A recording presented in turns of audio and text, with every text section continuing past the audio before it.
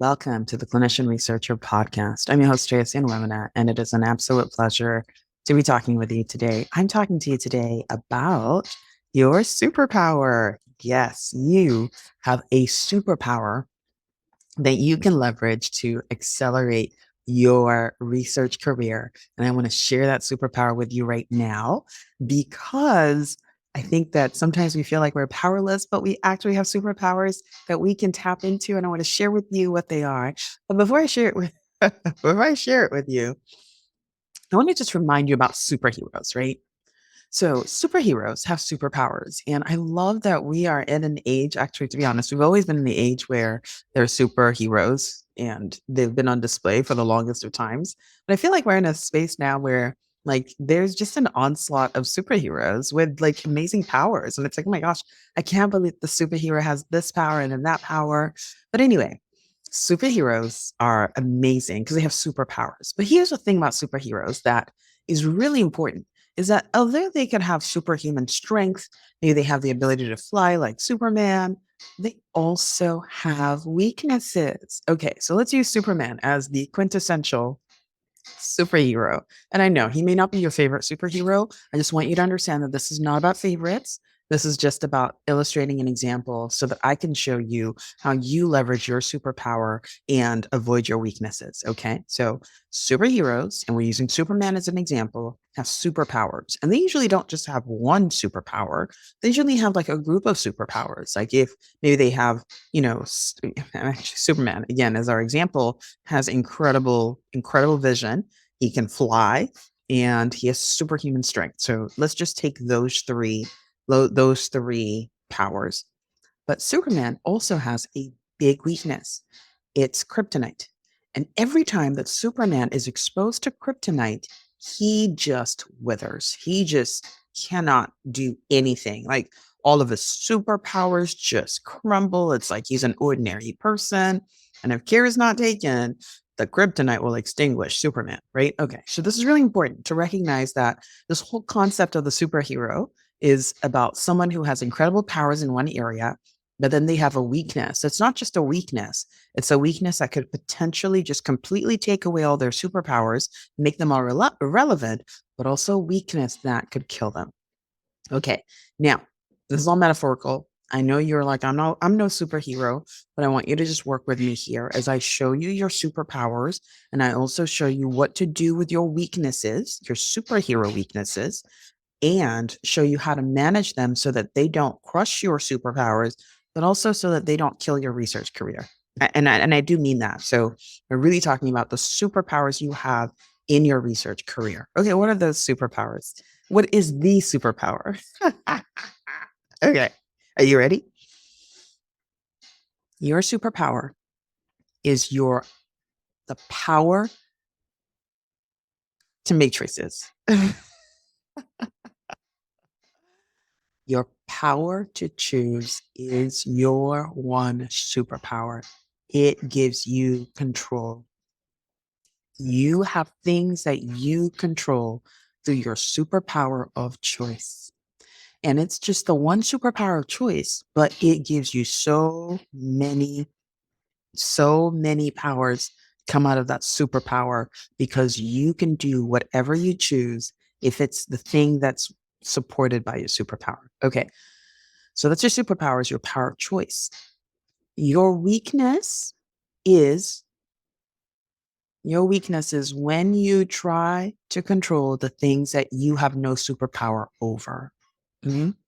Your weakness is when you try to control the things that you have no power over. So the things you're not in control of. And the problem with them as weaknesses is that they will come and affect all your superpowers because instead of choosing the things you have control over, you're focusing on the things you have no control over. It'll like drain all your powers in the choices that you're making otherwise. And it may even kill, derail, squish your research career. Let's talk about it. Okay. Think about the fact that there are very few things in life we really control. There are very, very, very few things that we control. We actually don't even control our own breathing. I mean, we can interrupt our breathing, but we're breathing when we're sleeping and we're not in control of that, right? So there are many automatic processes that we're not in control of. But the one that we are the most in control of is our conscious thought. That is our superpower, is our conscious thought. We use our conscious thought to move our bodies. We use our conscious thought to make decisions. We use our conscious thought for motor skills. We use our conscious thought. And so it is so powerful because the moment we say, I choose this, right? I exercise power over my will so that that's a superpower. And I know you've looked at it and you're like, well, yeah, but so does everybody. I just want you to focus now. Focus on you. Because it's very easy to just start to compare yourself with other people and then lose track of where you are. We're just talking about you. Please, just all eyes on you right now. You have a superpower in your ability to control your will and therefore the choices that you make. You have control over the ability to control your will and therefore the choices that you make. You do not have control over the choices that other people make. And anytime you leave controlling the things you control, that's your will, the choices you make, to focus on the choices other people make, it is kryptonite to you. Because you have no power, no control over other people's choices, if you are overwhelmed with situations in which you are trying to control other people's choices, it diminishes your power to make your own choices and it extinguishes the work you're supposed to be doing. So I want to share with you what you control. There are many things you control. You're pretty super amazing human, but I'm focused right now on the things you control that advance your research career. Remember, the thing you control is your will and the power to choose, right? I control my will, therefore I choose. I control my will, therefore I choose, right? Okay, so what do you have control over? So, first of all, the thing you have control over are your thoughts. Yeah. You control the thoughts you think. I know sometimes your thoughts just run away, and many times they head in a downward spiral and they're just on their way somewhere. And it's like, wait a minute, when did you get here, thought? But you control the thoughts that you have and the way you think about your career. You control your thoughts, and your thoughts drive your career. Therefore, you control the way you think about your career. Now, where do we usually go with our thoughts? Usually, we don't discipline our thoughts. We just let our thoughts do whatever. And for every thought is like a wayward child. They will keep running away. And there are different ways in which parents try to tame those wayward children, those toddlers who are running away. Sometimes parents will get a leash. I don't necessarily advocate for a leash. I'm just saying that there are different ways of keeping this wayward thought train in check. And you've got to figure out what works for you. Some parents get a leash, but some parents discipline their children. They teach their children the discipline of staying within the range of mom or staying within the range of mom and dad. They teach their children the discipline. So you choose. You can either have a leash for your thoughts or you can discipline your thoughts so that they don't think outside of the range that does not support your forward motion. What do I mean by that? You have had thoughts of, I'm never going to succeed. I'm never going to win. This research is never going to amount to nothing. I'm going to wake up and be embarrassed. I'm going to be so ashamed. Someone's going to scoop me. You've had those thoughts. Do they serve you? No, they mostly don't serve you. You might be like, oh no, they motivate me. Like, I don't know. I don't know if I would agree with that. Do those thoughts motivate you or are they actually demotivating? Because when you said you didn't think you could make that grant deadline, guess what you did? You stopped trying. And then you didn't make the grant deadline. So I don't know if that thought was serving you. You're like, well, it made me recognize that I needed to do better. Like maybe that was it. Maybe, maybe your disciplined thought life told you it was unrealistic, but maybe what it did was it gave you permission and it gave you the excuse to stop trying. And so I want you to think differently about your thoughts because, hey, you control the thoughts you think. And yeah, thoughts can come into your mind where you're like, wait, what? Where did that thought come from? They happen. That does happen. But you have the power to catch the thought, pause it, and then let it go. Say, oh, no, I'm not thinking about this not succeeding. I'm not going to do that. And so I want to invite you to catch your thoughts about your research. What thoughts are you constantly thinking? And how do you change those thoughts? How do you change from, oh no, this is never going to work to this is guaranteed to be successful? Because here's what happens when you think this is guaranteed not to work, you start producing actions that guarantee things not working. I guarantee this is not going to work. So when you go in to talk to the mentor, your attitude puts off the mentor. And they're like, I don't want to work with you. And they're like, there you go. I knew it. I knew it wasn't going to work. Well, you made sure. So of course you knew it because your thoughts produced the actions that guaranteed that outcome. So that's one way that your thought life may not have been serving you in your research. But when you thought, hey, this is going to work, you went up to the mentor and you're like, okay, I need you to mentor me in this thing. And the mentor is like, I don't have time for you. You're like, this is going to work. Mentor, you're going to have time for me. And you kept bugging the mentor and then until the mentor was like, you know what? 30 minutes on Monday. And then will you leave me alone forever? And you're like, yeah, of course. And then you're like, oh, I knew it was going to work. And it worked because you knew it was going to work. You put in the actions that led you to make it work. Do you see how these thoughts work for or against us? And so, if all of your life you have been using your thoughts in your research to decide that it's not going to work and therefore create the actions that make it not work, what if you used your thoughts intentionally to serve your research? Because when you say this is going to work, then you start to ask yourself, well, how can I make it work? And then you start to produce the actions that lead to it working. And then you really enhance your research career.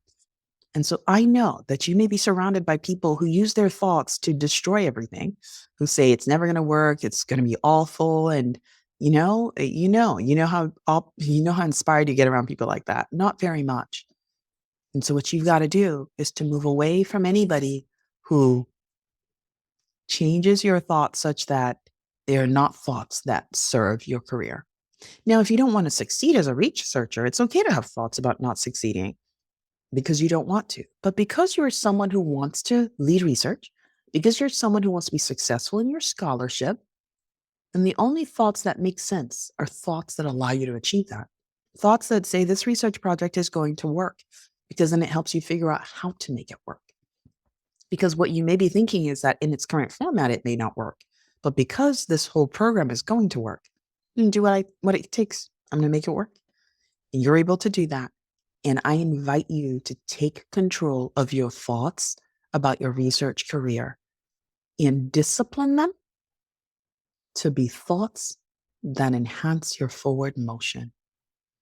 Now, I don't tell you that disciplining your thoughts is going to be easy, but I'm telling you that you control the thoughts you think. And I'm inviting you to take the steps needed to take control. You are in control of your thoughts. That's number one. Number two is that you control the way you spend your time. I want to say that one again because sometimes it feels like a surprise to people. It's like, wait a minute, I control the way I spend my time? Yes, you do. Okay, so maybe you're 80% clinical. And that means you have clinic Monday morning and afternoon, Tuesday morning and afternoon. Maybe you have clinic every day except Friday. Okay. But you're in control of how you use that time. You're like, oh, no, no, no. My patients are in control. They're not. The patients may be scheduled at 8 o'clock, but you're in control of how you manage those 15 minutes in which they are scheduled. Do you spend time outside the exam room looking them up before you go in? You choose that. Do you go in the room and then look at the computer while also talking with them? You choose that. Do you go in already having written a note? You choose that. You are in control of the way you spend your time. You're in control of how much time you spend writing notes. You're in control of how much you allow the environment to interrupt your work, right? Maybe you keep getting interrupted in your flow of thought. You're in control of getting up and going to another location, closing the door, making sure nobody interrupts you. So you're in control of the way you spend your time. Even when your time is spoken for, you're in control of how that time shows up for you. Similarly, you are in control of the time spent for your research and writing. You're in control of that. You're like, well, I have clinic 4 days a week. And you do not have clinic on Friday. Well, I have administrative tasks. That's fine. You are in control of the way you spend that time. I just need to remind you of your power because you are a superhero who is not maximizing their superpowers. And that's why we need to talk about your superhero ness. You cannot be a superhero if you're not using your superpowers. And one of your superpowers is controlling the way you spend your time. And I'm inviting you to step into your superpower and to stop saying, I have no choice. I have no choice. I have to do this. Oh my goodness. If I don't do it, nothing will happen if you don't do it because you have a choice. Maybe something happens, but you're still choosing. And you are in control of these choices you make. You are in control of the way you use your time. You are in control of whether you spend all 3 days catching up on notes from your clinic on Monday or whether your notes are done by the end of the day. You are in control of the way you spend your time. You're in control of whether you use 3 hours to write one note or whether you condense it into 20 minutes. You are in control of the way you spend your time. That's a superpower that I am excited to see you take advantage of. Okay. Number 3 superpower. I like this one. You are in control of your schedule. You are in control of your calendar. Now, you may say, well, the child has soccer at 3 p.m. What do you mean I control my schedule? You control your schedule because you're choosing to take your child to the soccer game. You choose. You put that on the schedule. You chose. Like, well, I can't control when the game is. You choose what's on your schedule, even if you are not in control of the game. You could say, daughter, we're not playing soccer today. You don't want to make that choice, but you are in control of doing that if you choose. Or you could say, daughter, you got to go to your soccer game, but I choose not to be there because I'm taking it off my schedule. You could do that. And then you could choose to pay somebody to show up there, or you could choose to invite a family member to show up for the soccer game. But you are in control of that calendar. You are actually also in control of your clinic calendar. And so you're like, oh no, there are 16 patients scheduled. I do not control that. Yes, there are 16 patients scheduled, but if you wake up with a fever and you're retching, guess what happens to that schedule? It gets cleared pretty quickly because you control your calendar. And so it's really important that I share. I really feel like it's important for me to emphasize this because you may not want to make different choices. You may not want to cancel the 16 patients on your calendar. You may not want to. But you recognize that in saying, I don't want to, you're making an intentional choice. I don't want to cancel them because I don't want to have to reschedule them. And that's a great choice. It's a well-informed choice, but you do have control. And so I don't want you to focus on what you don't control. Again, it's kryptonite. We're going to talk about it shortly. I want you to focus on what you do control and you control your calendar. Okay, somebody put a meeting on your calendar and you're not available then. You don't accept the meeting. You say, hey, thank you for scheduling a meeting at 8 a.m., but I do my writing at 8 a.m. I can meet you at 9:45 when I'll be done with my writing. You control your schedule. Okay. And you may, I just want to do one more. It may be that, oh, the faculty meeting's at 7 a.m. I don't control that. You do. You control whether the faculty meeting at 7 a.m. goes on your schedule or not. You're like, what do you mean? What do you mean? If I don't show up for the faculty meeting, all is lost. You control what goes on your schedule. And you can say, hey, division director who put a meeting on my calendar at 7 a.m. I have child drop off at 7 a.m. Would love to be at your meeting. And if you move it to 8 a.m., I can make it. But if you do not move it and it stays at 7 a.m., I need you to know that I'm going to first drop off the child and then I can show up for your meeting. Maybe at 7:45, I'll be there. You choose. And I get the discomfort that comes with making choices that can affect other people.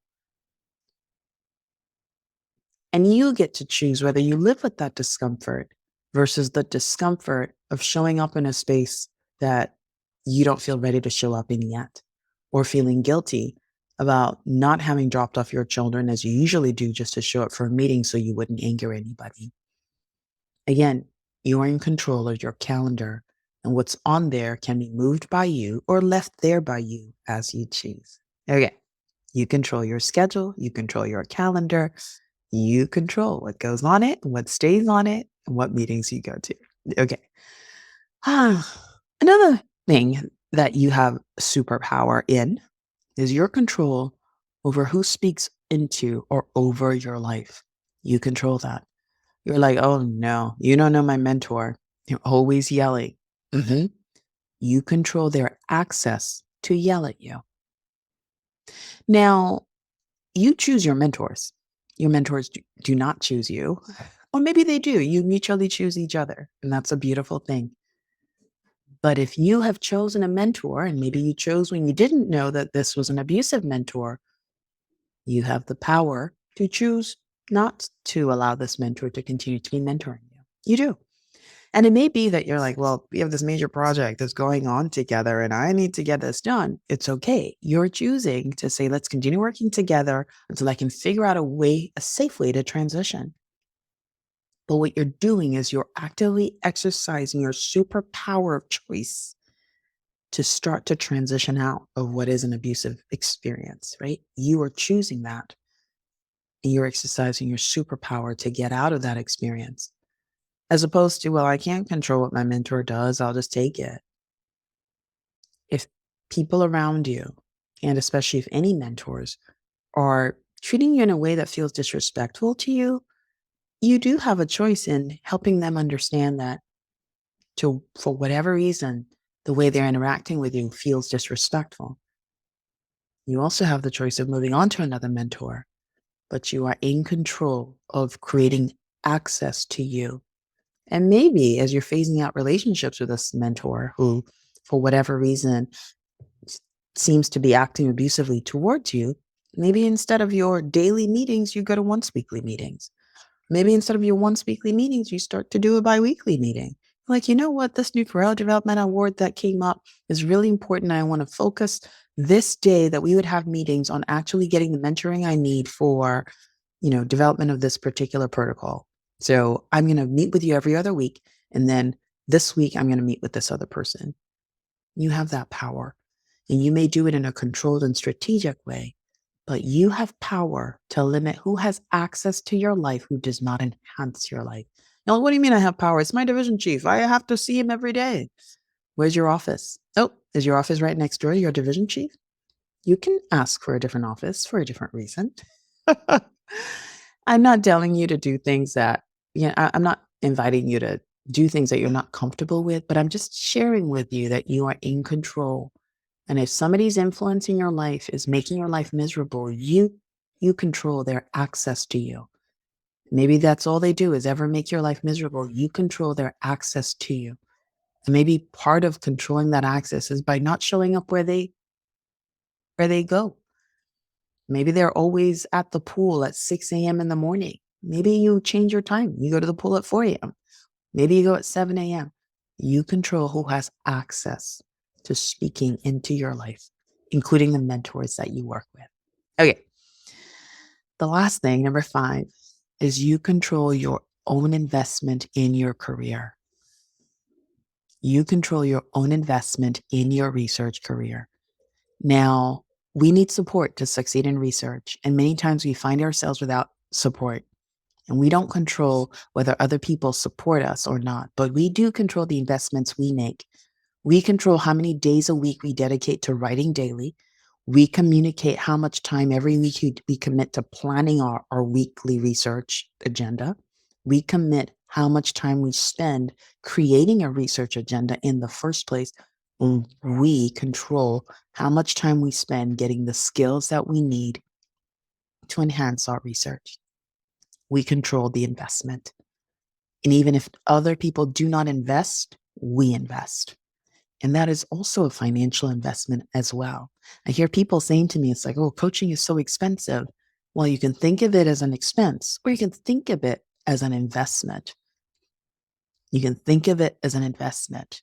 And, I have a lot of coaches. So this is not like, oh, well, you know, I'm the only coach that could transform your life. I get coached. My coaches are amazing and I coach others as well, right? But here's the thing. If you make zero investment in coaching, guess what you don't get an investment in? You don't get a return on investment in your coaching. Your life goes on, but you control the investment you make, which leads to the return on your investment. You control that investment.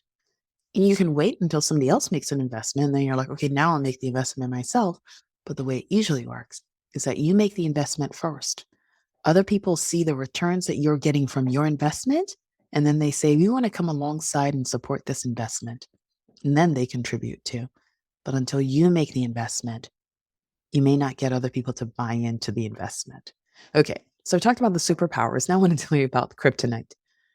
Because you do not control what other people do, if you focus on what you do not control, it would drag down everything you do control. Because the energy you should spend in adjusting the things you do control, you're actually spending not doing the things that you control, right? The energy you spend pursuing the things you're not in control of affect the things that you actually are in control of. For example, you are not in control of how your mentor interprets your work. Maybe they look at your work and you're like, look at you. You're not doing any work. And you know that for the last 3 days, you've been holed up in your room, churning out the pages of this proposal. And they look at it and say, you're not even really serious about this, are you? You don't control how they interpret the results of your work. You control you. But if you're working so hard to change your mentor's perspective of you, maybe your mentor doesn't think you're really invested. You're like, how do I change this person's mind? You don't control that. You don't control them. You don't control their choices. But every time you spend waking energy into trying to control them and you don't control their choices, it's time that you're not spending actually moving forward in your research. It's kryptonite. It's kryptonite because for many of us, and especially those of us who, in one way or the other, may be underrepresented in the academy, and for many times, even us, those of us who identify as women, we are so fixated on the things we don't control because they feel like they're driving our experience. And the more time and attention we give to the things we don't control, the more we are frustrated and disempowered. And then we don't actually take ownership for the things we do control. And the kryptonite does its dirty work.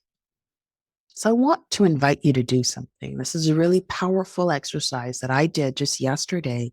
And I want to invite you to do it too. I want you to take a piece of paper or maybe your notes app on your phone or some other strategy to write. And I want you to make two lists. So put a line down the middle of this piece of paper or make a table if you're using the app. And on one side, write a list of the things I control in my research career. And on the other hand, write a list of the things I do not control in my research career. Write that list. And it may look like this. On the one hand is I control which proposals I submit. On the other hand, I do not control the outcomes of those of the reviewers. Right? I do not control how the reviewers view my grant. Right? You write down the list of the things you control. You write down the list of the things you don't control. And just take 5 minutes. That's all. Just 5 minutes. Come up with a list and see. And then choose to own the things you control and ignore, leave out, and stop worrying about the things you do not control. I'm so excited because this exercise was really transformative for me and for the group of women I coached in doing it. And I hope that it's going to be impactful and insightful for you. And if you want to share what breakthroughs or insights may have come to you from the exercise, please do. I would love to hear it. I'd also love you to please share with somebody else who needs to understand their superpower and the things they control versus the things that they do not control. All right, it's been a pleasure talking with you today. I'm excited when we come into a world of superheroes who are working in their superpower all the time, and they're avoiding the kryptonite of distraction, the kryptonite of discouragement, the kryptonite of disillusionment. What kind of academic environments would we have? What kind of productivity would we see? It would be so, so awesome. And I'm so excited about it. All right. It's been a pleasure talking with you today. I look forward to talking with you again the next time.